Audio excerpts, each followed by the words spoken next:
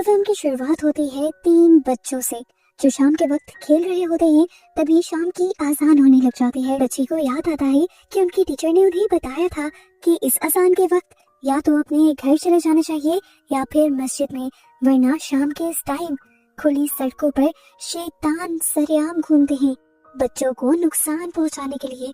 पर उसके साथ ही उसकी बात मानने को तैयार ही नहीं थे। वो खेल में बिल्कुल मगन थे। खेलते हुए उनकी स्टिक जाकर जंगल में गिर जाती है और कार्ता अपनी स्टिक को लेने के लिए जंगल में जाता है। वो देखता है कि उसकी स्टिक एक गड्ढे के अंदर गिरी हुई थी और जब वो उस गड्ढे के अंदर हाथ डालता है स्टिक को उठाने के लिए तो अंदर से कोई उसका हाथ पकड़ लेता है। वो डर जाता है, जोर से चिल्लाता है, पर वो अपना हाथ छुड़वा नहीं पाता। दूसरी तरफ वो बच्ची जो अपने घर की तरफ जाने लगी थी, उसको भी रास्ते में किसी की आवाज आती है जैसे कोई उसे अपनी तरफ बुला रहा हो। वो डर कर आगे की तरफ जाने लगी। उसने पीछे मुड़कर देखा भी नहीं, पर तभी किसी ने नीचे टांगों की तरफ से उसके ऊपर वार कर दिया और उसे जमीन पर गिराते हुए घसीटते हुए जंगल के अंदर ले गया। उसकी चीख उसके तीसरे दोस्त ने सुनी और उसे ढूंढते हुए वो भी जंगल के अंदर चला गया। यहाँ पर कार्ता, जिसका हाथ गड्ढे में किसी ने पकड़ा हुआ था, वो भी अपना हाथ छुड़वाने में कामयाब हो ही जाता है। लेकिन जब वो अपना हाथ बाहर निकालता है तो डर के मारे दोबारा उसकी चीख निकल जाती है। उसकी आधी उंगली किसी ने तोड़ ली थी, खा ली थी और अब वो डर और दर्द के मारे जोर जोर से चिल्ला रहा था। खैर, अब सीन कट हो जाता है और हमें 30 साल बाद का यानी प्रेजेंट का सीन दिखाया जाता है। 30 साल बाद हम कार्ता को देखते हैं जो अब पागलों वाली जिंदगी गुजार रहा है। उससे सुबह सुबह 2 बच्चे टकरा जाते हैं, जिनमें से एक बच्चा है आदि और दूसरे का नाम है सामान। बच्चों के बिहेवियर से हमें पता चलता है कि यहाँ का हर बच्चा और बड़ा कार्ता से डरता है। ये बच्चे भी डर कर स्कूल पहुँचते हैं तो पता चलता है कि ये स्कूल से लेट हो गए थे, जिसकी वजह से इन्हें टीचर से पनिशमेंट भी मिलती है। इनकी इसी पनिशमेंट के दौरान हम इनकी क्लास की अच्छी लड़की आयु से भी मिलते हैं। आयु मिस्टर मार्टो की बेटी है, जिनके शौक पर सामान हनी देता है, क्योंकि सामान की फैमिली बहुत ज्यादा गरीब है। तो जब जब सामान कमाता है तभी उनके घर में खाना पकता है। बेचारा सामान टीचर की पनिशमेंट के बाद जब मार्तो की शॉप पर आता है तो उन्हें मार्तो से भी डांट पड़ती है, क्योंकि आज हनी डिलीवर करने में उसे काफी देर हो गई थी। और अंकल मार्तो उससे कहते हैं कि अगर अगली मर्तबा लेट हुए तो मैं तुम्हारे बड़े भाई को शिकायत करूंगा। इस दौरान शॉप पर आयु अपनी साइकिल लेने के लिए आती है ताकि वो अपने अंकल को खाना देने जा सके। तो इस पता चलता है कि आयु के अंकल को यो नहीं बल्कि कार्ता ही थे जो आज तक उस बचपन वाले हादसे के बाद घर नहीं लौटे थे। उन्होंने जंगल में ही अपना टूटा फूटा सा घर बना लिया था। आयु उनसे प्यार करती थी, इसीलिए रोज उनके लिए खाना लेकर जाया करती थी। आज आयु खाना देने में देर कर चुकी थी। कार्ता बहुत ज्यादा डरा हुआ था। वो आयु से खाना भी नहीं लेता और उल्टा आयु को कहता है जल्दी से घर भाग जाओ, शाम हो गई है, तुम्हारे साथ कुछ भी हो सकता है। आयु भी परेशान घर वापस आ जाती है, जिसके बाद हमें मस्जिद का एक सीन दिखाया जाता है। यहाँ पर शहर के तकरीबन सभी बच्चे थे सिवाय सामान के। यहाँ पर आज फिर से इन सब के टीचर इन्हें बताते हैं कि उन्हें शाम के टाइम बाहर नहीं निकलना चाहिए और जिस टाइम पर आजान हो रही हो भागकर उसी टाइम पर मस्जिद में या घर आ जाना चाहिए, वरना शैतान उनको नुकसान पहुंचा सकते हैं। इधर सामान जो अपने घर पर था सेफ तो हमें वो भी नहीं लगता। वो जब अपनी ग्रैंड माँ को खाना खिला रहा होता है तो अचानक उसे किसी की आहट महसूस होती है। पता चलता है कि इस टाइम उसके भाई ही घर आए थे, जो उसे आते ही मारने लग जाते हैं क्योंकि उसने आज हनी डिलीवर नहीं किया था। इसके बाद वो उसे लास्ट वार्निंग देते हुए अपने काम के लिए निकल जाते हैं, जिसके बाद हम दोबारा से सामान के पीछे एक डार्क शेडो को देखते हैं जिसके लंबे लंबे बाल भी थे। सामान ने जो पहले आहट सुनी थी और उसे अपने भाई की आहट समझ लिया था, असल में वो भी इसी एंटिटी की ही आहट थी। एक मर्तबा के लिए तो सामान भी डर जाता है, पर फिर वो अपने दिल को समझाता है कि शायद मैंने ही कुछ गलत देख लिया है। खैर, अगली सुबह दोबारा सामान अपनी शहद की बोतल्स लेकर अपने स्कूल के लिए निकल जाता है। रास्ते में वो शहद भी डिलीवर करता है और जब तक स्कूल पहुंचता है तो ये लोग दोबारा लेट हो चुके होते हैं और इन दोनों को ये टीचर दोबारा से सजा दे देती है।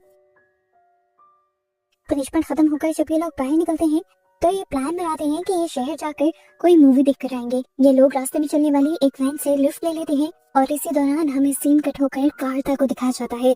जंगल में एक अजीब सी हवा को महसूस करता है और वो जल्दी से सारा सामान फेंक कर ऊपर पहाड़ियों की तरफ जाता है।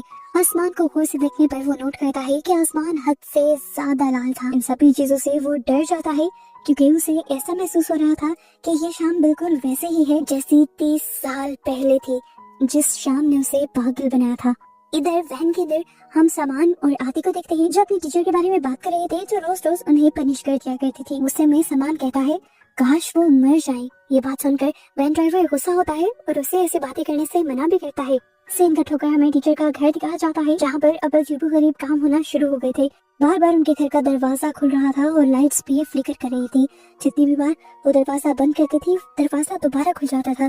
तंग आकर उन्होंने दरवाजा लॉक किया तो अचानक से घर का पिछला दरवाजा खुल गया और वहाँ उसे एक भयानक एंटिटी खड़ी दिखाई दी। वो एंटिटी उसे घर से बाहर ले जाकर उसे पोजेस कर लेती है, अपने कब्जे में कर लेती है और उसके बाद उसका गला घोंटते हुए उसे मार देती है। टीचर की इस तरह अचानक वाली मौत की वजह से गांव में अफरा तफरी सी मच जाती है और उस अफरा तफरी को देखते हुए वो वैन वाला भी गांव की तरफ ही दोबारा अपनी वैन मोड़ लेता है। इन्हें भी टीचर की मौत के बारे में पता चल जाता है। ये लोग टीचर के घर जाते हैं तो सामान टीचर की लाश को देखकर और भी ज्यादा डर जाता है। उसे गिल्ट हो रहा था क्योंकि उसे लग रहा था जो उसने कहा ये सब उसी की वजह से हुआ है। ऊपर से आदि भी उसे यही गिल्ट करवाने लग जाता है और गुस्से में वो आदि से ही लड़कर यहाँ से भाग जाता है। खैर अगले दिन टीचर का फ्यूनरल रखा जाता है, जहाँ पे भी सामान जब गया था तो उसे ऐसा महसूस हुआ कि जैसे उसी टीचर का घोस्ट और सोल उसे हॉन्ट कर रही है, उसे डरा रही है। डरकर वो घर वापस आ जाता है और आकर जल्दी से अपना चेहरा साफ करता है और तभी हम देखते हैं कि उसी पानी से जिससे उसने चेहरा साफ किया था वो शैतान निकल आता है बाहर और बाहर निकलते ही वो सामान को पोजेस कर लेता है। फिर दिन गुजरता है और अगले दिन हम देखते हैं कि गांव के इम्पोर्टेंट लोगों का एक ग्रुप पुलिस ऑफिसर के साथ एक न्यू टीचर के वेलकम करने के लिए जाते हैं। ऑफिसर टीचर से पूछते हैं कि आप तो सुबह को आने वाली थी, फिर इतनी देर कैसे हुई? तो टीचर एक अजीब सी बात कहती है कि मैं भटक कर दूसरे गांव में चली गई थी। हम देखते हैं कि इस टाइम काटा दरख्त के पीछे से अजीब सी नजरों से उस टीचर को दिख रहा था। सुबह में हमें दिखाया जाता है आदि और सामान जो एक साथ स्कूल आया करते थे, अब सामान आदि के साथ नहीं था। आदि अकेला स्कूल पहुंचता है, फिर भी लेट पहुंचता है, लेकिन ये नई टीचर निंगसी उसे कुछ भी नहीं कहती और बस इसी बात की वजह से आदि को ही नई टीचर पसंद आ जाती है। इतनी देर में हम देखते हैं कि यहाँ पर सामान का भाई भी शहर से लौट आया था। वो अब आयु के डैड के घर जाता है उनसे उनके हनी के पैसे लेने के लिए, पर आयु के डैड उसे बताते हैं कि सामान ने तो कई दिन से हनी डिलीवर किया ही नहीं। ये जानकर उसे गुस्सा आ जाता है और वो घर आते ही बिना सोचे समझे सामान को मारने लग जाता है, ये सोचे बगैर कि सामान में किसी वजह से इस टाइम उससे ज्यादा ताकत है, क्योंकि उसे एक ईवल जिन ने पोजेस किया हुआ था। तो अब वो अपने अंदर के जिन को अपने भाई को मार देने को कहता है। वो जिन पहले उसकी बॉडी से निकलकर उसे डराता है और फिर दोबारा उसकी बॉडी में जाकर उसी के जरिए यानी सामान के जरिए उसके भाई को मरवा देता है। सामान ने खुद बहुत मरतबा स्टैब करते हुए अपने भाई का मर्डर किया था। अब क्योंकि उसके भाई ने उसे शहद ना डिलीवर करने की वजह से मारा था, तो ये शिकायत आयु के डैड ने लगाई थी। इसी का बदला लेने के लिए वो आयु के घर जाता है और उनकी सारी मुर्गियों को मारकर उनका खून इकट्ठा कर कर शहद की बॉटल्स में डाल देता है और जाकर आयु के ही डैड को पकड़ा देता है। ये खून देखते ही आयु और आयु के डैड दोनों ही डर जाती है और उनके हाथ से बॉटल्स में गिर जाती हैं, जिसकी वजह से आयु के डैड उसे देखकर डर भी जाते हैं। खैर अभी सुबह सुबह का क्योंकि टाइम था, आयु के डैड अपनी शॉप पर चले जाते हैं जबकि आयु स्कूल चली जाती है। इस टाइम पर बहुत ही अजीब चीज आयु के साथ ये होती है कि उसकी पहली वाली टीचर का घोस्ट उसे डराने लग जाता है और बार बार उसके कान में सामान का नाम लेता है। बेचारी डरती हुई किसी तरह पूरे दिन का ही स्कूल खत्म करती है और शाम में जब घर पहुंचती है तो पता चलता है कि उसकी सारी मुर्गियों को किसी ने मार दिया था और इन्हें पता भी चल गया था कि ये काम सामान का है। पुलिस ऑफिसर के साथ वो सामान के घर के लिए निकल जाते हैं और वहाँ वो सामान के भाई की डेड बॉडी देखकर बहुत ज्यादा डर जाते हैं। आदि अपने दोस्त को बहुत अच्छी तरह से जानता था, वो उसकी फेवरेट जगहों पे जाता है और उसे सामान नदी के दरमियान में खड़ा हुआ मिल भी जाता है। आदि जल्दी से वहाँ पर सब लोगों को बुला लेता है और ये लोग सामान को पकड़कर घर ले आते हैं।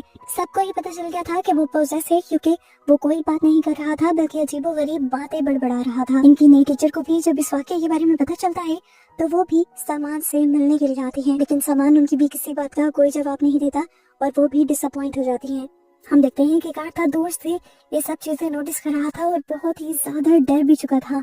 अंदर सामान के पास अब हम दो सोल्स को देखते हैं, एक उसके भाई की और साथ में उसी टीचर की जिसके बारे में उसने बददुआ की थी। वो दोनों मिलकर उसे डराते हैं और उसे मर जाने को कहते हैं और उन दोनों की बात मानते हुए सामान अपने आप को फांसी से लटका कर अपनी जान दे देता है। अपने दोस्त की मौत से आदि बहुत ही ज्यादा डिस्टर्ब हो चुका था। उसकी टीचर उसे सहारा भी देती है, लेकिन अब उसका किसी भी चीज में दिल नहीं लगता। वो शाम तक स्कूल में रुकता है, यहीं पर प्रे करता है और प्रे करके जैसे ही बाहर निकलता है तो उसे स्कूल में सफाई करता हुआ अपना दोस्त दिखाई देता है। असल में ये सामान का घोस्ट था जो उसे देखते ही उसे पोजेस कर लेता है और आदि भी अब पागल हुआ दीवार में टकरे मारने लग जाता है। इधर हम कार्ता को भी देखते हैं जो आदि को देखकर ये समझ गया था कि वो भी पोजेस हो गया है, इसीलिए वो एक तावीज जाकर आदि के घर पर लटका देता है। पर ये सब आदि के डैड देख लेते हैं और उन्हें इस हरकत से कार्ता की गुस्सा भी आता है। फिर अगली सुबह हम दोबारा स्कूल का ही सीन देखते हैं।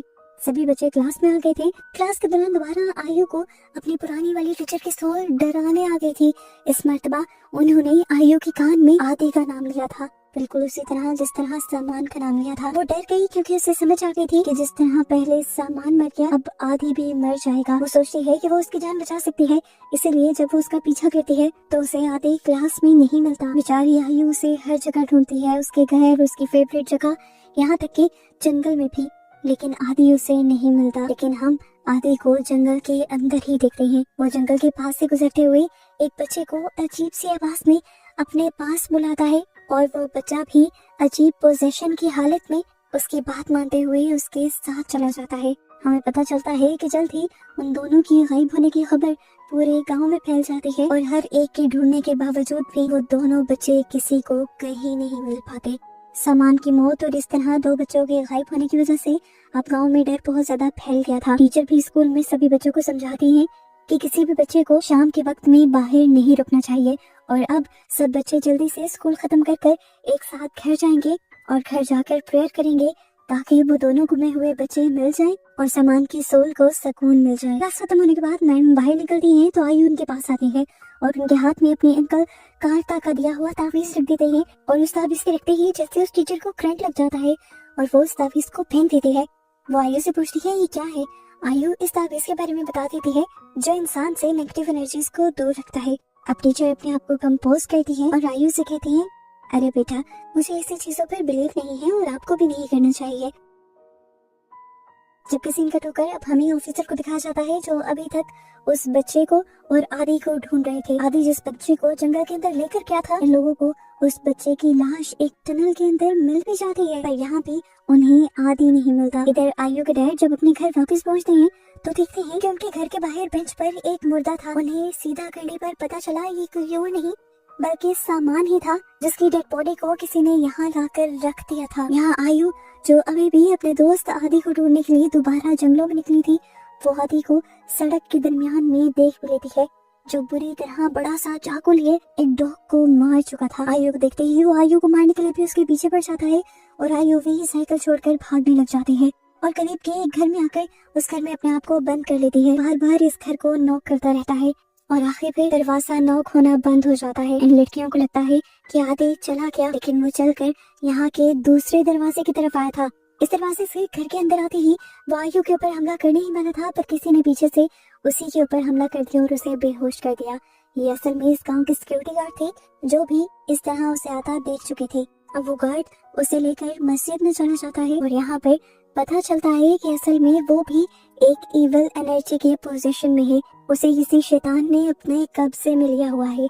ये जानते ही यहाँ पर सभी लोग उसका एक्सोर्सिज्म शुरू कर देते हैं जिसकी वजह से उसे बहुत सारी काली वॉमिटिंग आती है और कुछ पल के लिए वो ठीक भी हो जाता है, लेकिन फिर भी बेहोश रहता है। बाहर सब लोग बातें करते हैं और इन लोगों को पता चलता है कि इन्होंने आदि को ही ग्रेवयार्ड की तरफ यानी कब्रिस्तान की तरफ जाते हुए देखा था और इससे इन्होंने इस बात का भी अंदाजा लगाया कि जरूर सामान की डेड बॉडी को भी आदि ने ही निकाला होगा। किसी को भी समझ नहीं आता कि आदि ये सब कर क्यों रहा था। तब आदि के डैड बताते हैं कि 1-2 दिन पहले मैंने कार्ता को यहाँ देखा था, उसने एक तावीज मेरे घर के बाहर लटकाया है, क्या पता वो ब्लैक मैजिक करता हो और वही ये सब करवा रहा हो। ये बातें जानकर सब लोग गुस्सा होते हुए कार्ता की टूटी फूटी झोपड़ी में चले जाते हैं और उसे बहुत ज्यादा मारते हैं। इससे पहले कि वो मर ही जाता, ठीक वक्त पर यहाँ पर ऑफिसर आ जाते हैं और सभी लोगों को रोक देते हैं और कहते हैं कि कार्ता को मैं अपने घर पर कैद करके रखूंगा और उसकी इन्वेस्टिगेशन खुद करूंगा, आप लोगों को उसको मारने की जरूरत नहीं है। पुलिस ऑफिसर के बाद सब लोग मान जाते हैं और इस तरह कार्ता को छोड़ दिया जाता है। सीन कट होकर अब हमें आयु को दिखाया जाता है जो आदि के अपने पीछे पड़ने की वजह से बहुत ज्यादा सदमे में आ गई थी और बीमार भी हो गई थी। यहाँ पर वो अपने डैड को बताती है कि अंकल कार्ता बेकसूर है, वो तो इस गांव को बचाना चाहते हैं। उसके डैड अभी उसकी बात समझ पाते तभी उनके घर पर नॉक होता है। पता चलता है कि आयु से मिलने के लिए उनकी टीचर आई थी, जिसे देखते ही आयु बहुत ज्यादा डर जाती है। और यहाँ हमें बहुत बड़ा ट्विस्ट ये रिवील होता है कि वो टीचर जिसे पूरी मूवी से सब लोग अच्छा समझ रहे थे, असल में वही वो इविल जिन थी। और ये इन सबको कैसे पता चला था, ये बात जानने के लिए कहानी जाती है फ्लैशबैक में। उस दिन जब कार्ता को शाम काफी अजीब लगी थी तो वो बहुत ज्यादा परेशान हो गया था। उसने पूरे गांव पर नजर रखी और समझने की कोशिश की कि गांव में अननेचुरल क्या होने वाला है। और उसी दिन वो टीचर वहां पर आई, जिससे कार्ता को अंदाजा हुआ कि असल में वो टीचर इंसान नहीं है, बल्कि वो टीचर असल में ब्लैक मदर नाम की एक एंटिटी है जो इंसान का रूप लेकर यहाँ आई है। ये ब्लैक मदर असल में बच्चों के डर को खाती है और फिर जब उसका दिल भर जाता है बच्चों को डरा डरा कर, तो वो उन बच्चों को मार दिया करती है। उसकी सोच ठीक थी या नहीं ठीक थी, इसे ही चेक करने के लिए कार्ता ने खुद वो तावीज बनाकर आयु को दिया था और आयु को सारी बात समझाई थी। उसने बताया था कि अगर तुम्हारी टीचर उस तावीज को पकड़ ले तो समझ जाना कि वो इंसान है, और अगर वो इस तावीज को पकड़ते ही उसे फेंक दे या फिर उन्हें कोई अजीब झटका लगे या वो कोई भी अजीब हरकत करे या गुस्सा करे तो समझ जाना कि वो ब्लैक मदर ही है। और उस दिन हमने तो खुद देखा था कि कितना घबराते हुए उसने उस तावीज को गिरा दिया था। और उस दिन आयु की इस हरकत से ब्लैक मदर को भी ये बात पता चल गई थी कि आयु उनकी सच्चाई जान गई है, इसीलिए उन्होंने आदि को पोजेस किया था आयु को डराने के लिए। उस टाइम आयु के बहुत करीब बैठकर उसके मुंह पर हाथ फेरते हुए कहते हैं, तुम गांव में किसी को कुछ नहीं बताओगी, क्योंकि अगर तुमने ऐसा किया तो तुम्हारे साथ सारे गांव वाले ही मारे जाएंगे। यहाँ पे वो अपने सारे बुरे कामों को भी कन्फेस कर लेती है कि ना सिर्फ पहली वाली टीचर को उसने मारा था यहाँ आने के लिए, बल्कि सामान को भी उसी ने मारा था और आदि को भी उसी ने पोसेस किया था। और वो बच्चा जो आदि के थ्रू मरा था वो भी उसी ने मारा था। सामान के भाई को भी उसने मारा था। और तुम्हें एक और मजेदार की बात बताऊं, तुम्हारे अंकल कार्ता जो आज तक सबको पागल लगते हैं, असल में 30 साल पहले उनको भी मैंने ही डराया था और मेरी वजह से वो आज तक पागल बने फिरते हैं।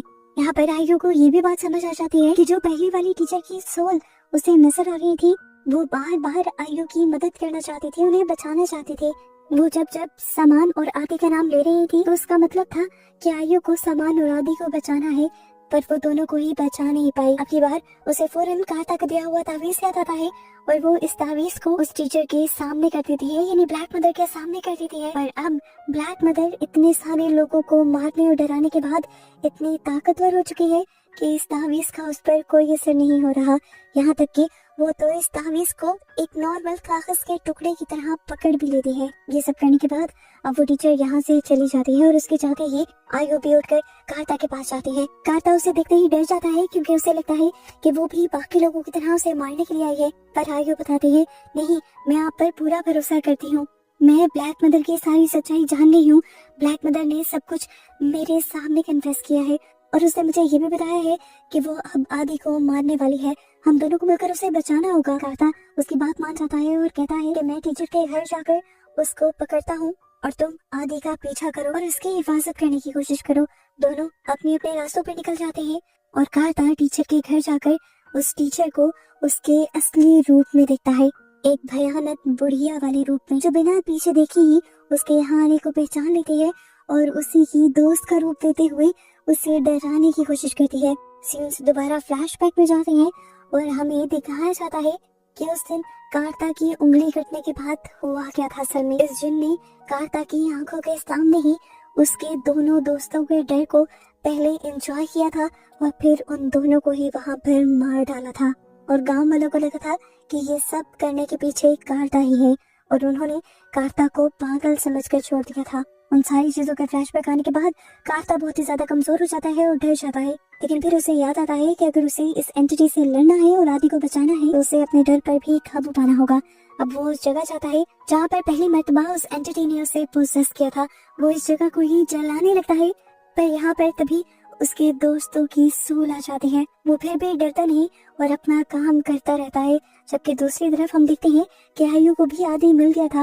वो आदि को रोक रही थी पर आदि बिना उसकी बात सुने जैसे किसी ट्रांस में आगे की तरफ चलता जा रहा था। हमें देखने को मिलता है कि असल में उसी ब्लैक मदर ने उसे पोजेस करते हुए नदी के पास बुला लिया था और अब वो उसके डर का मजा लेते हुए उसे मारने ही वाली थी। लेकिन तभी यहाँ पर आजान होने लगी और ये आजान असल में कोई और नहीं बल्कि कांटा ही दे रहा था। आजान की आवाज से वो ब्लैक मदर बहुत ही ज्यादा कमजोर पड़ने लग जाती है और तभी हमें पता चलता है कि सुबह का टाइम भी हो चुका है। ये ब्लैक मदर हमेशा सुबह के वक्त में बहुत ज्यादा कमजोर हो जाती है। उसके कमजोर होने की वजह से उसका पोजीशन आधी के ऊपर से भी टूट जाता है और आधी नॉर्मल हो जाता है। ये लोग आधी को इस तरह बचाते हुए यहाँ से निकल जाते हैं, जिसके बाद कार्ता पूरी तरह उस ब्लैक मदर को हराते हुए उसे यहाँ से भगा देता है। लेकिन ब्लैक मदर का किस्सा यहीं खत्म नहीं होता। हम उसे एक दूसरे गांव में एक दूसरे बच्चे को डराते हुए देख पाते हैं और इसी तरह उस डरे सहमे बच्चे को दिखाते हुए ये मूवी यहाँ खत्म हो